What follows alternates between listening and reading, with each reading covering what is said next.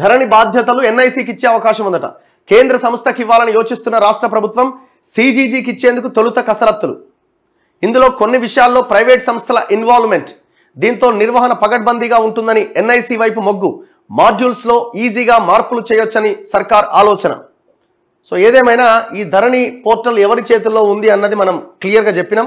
కేటీఆర్ బినామీల చేతిలో, ఆంధ్ర రాజుల చేతిలో ఈ ధరణి పోర్టల్ని కేటీఆర్ పెట్టిండు. చాలా విచ్చలవిడిగా మొన్న ఒక దగ్గర వార్త చూసినాం కదా, అసలు ఎవ్వరికి తెలియకుండానే రాత్రికి రాత్రే మారిపోయినాయట పేర్లు.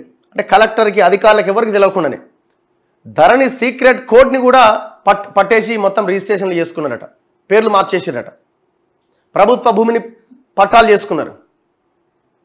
22A నిషేధిత జాబితాలో ఉన్న భూములని వాళ్ళ పేర్ల మీద రాసుకున్నారు. సామాన్యుడికి మాత్రం జరగదు. వాళ్ళ అప్లికేషన్లు పెట్టుకోవాలా, తిరిగి గుండెపోట్లు వచ్చి లేకపోతే సూసైడ్ చేసుకుని చచ్చిపోవాలి. 10 ఏళ్ళకి అదే జరిగింది. ఇప్పుడు ఆ కేటీఆర్ బినామీ కంపెనీ చేతుల్లో ఉన్న ధరణి పోర్టల్ని వాళ్ళు భూమాత పేరుతో మార్చి ఆ పోర్టల్ డిజైన్ చేసి ఎన్ఐసికి ఇచ్చే అవకాశం ఉందని వార్తలు వస్తూ ఉన్నాయి. సో మరి చూడాలి ఎట్లా, ఏం చేస్తారు, వీళ్ళు ఎట్లా ఉంటుంది అన్నది. ఏదేమైనా ఇప్పుడు ఇక్కడ మనం మాట్లాడుకోవాల్సింది ఏంటంటే, రాహుల్ గాంధీ స్టేట్మెంట్ ఇచ్చారు. ఈ బాధ్యత చాలా పెద్ద ఎత్తున ఉన్నది కాంగ్రెస్ ప్రభుత్వానికి, రేవంత్ రెడ్డికి. రాహుల్ గాంధీ తెలంగాణ ప్రజలకు హామీ ఇచ్చారు. కేసీఆర్ ప్రభుత్వం, కేసీఆర్ కుటుంబం వేల లక్షల ఎకరాల భూములు మింగేసింది, ఆ భూములు మొత్తం బయటకు తీసి పేద ప్రజలకి పంచుతామని అన్నారు. భూమి లేని నిరుపేదలకు 100% ఆ భూములు పంచాలి. ధరణి బాధ్యతలు ఎన్ఐసికి. ధరణిని చక్కదిద్దేందుకు రాష్ట్ర ప్రభుత్వం చర్యలు వేగవంతం చేసింది.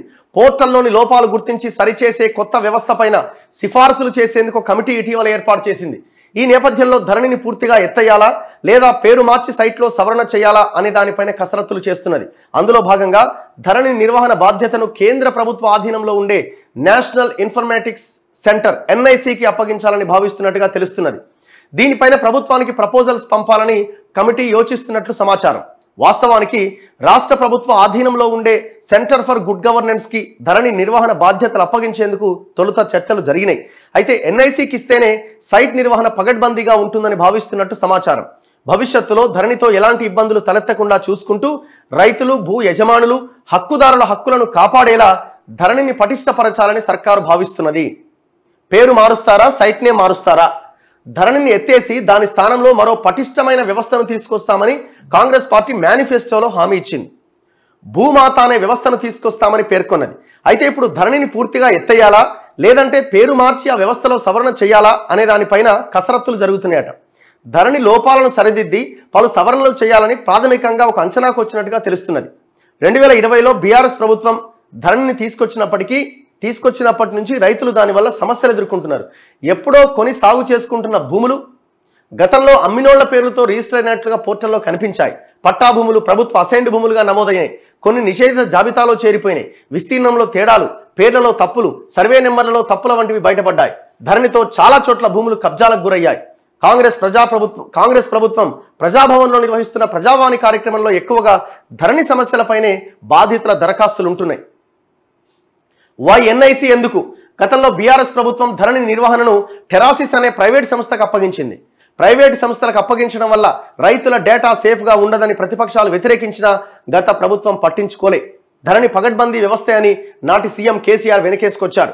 సంస్థ గడువు తీరినా మళ్లీ పొడిగించారు. ఈ నేపథ్యంలో కాంగ్రెస్ అధికారంలోకి వచ్చాక ధరణి వ్యవస్థ మొత్తం ప్రభుత్వ ఆధీనంలోనే ఉండేలా చూసుకుంటున్నది. ఈ క్రమంలోనే తొలుత సీజీజీకి అప్పగించాలనే ప్రతిపాదన వచ్చింది. అయితే సీజీజీలో కూడా కొన్ని విషయాల్లో ప్రైవేట్ సంస్థల ఇన్వాల్వ్మెంట్ ఉంటుందని, సొంత నెట్వర్క్ ఉన్న ఎన్ఐసికి ఇస్తే బెటర్ అని ప్రభుత్వం భావిస్తోంది. కొన్ని మాడ్యూళ్ల విషయంలో ఎన్ఐసి త్వరగా పరిష్కారాలు చూపేందుకు వీలవుతుందని తెలుస్తున్నది. కానీ సీజీజీ దగ్గర అలాంటి వ్యవస్థ లేదని చెబుతున్నారు. ధరణి వ్యవస్థలో అవసరమైన మార్పులు, చేర్పులు, మాడ్యూల్స్ యాడ్ చేయడం, తొలగించడం వంటి పనులు ఎన్ఐసితో సులువుగా అయిపోతాయని భావిస్తున్నారు.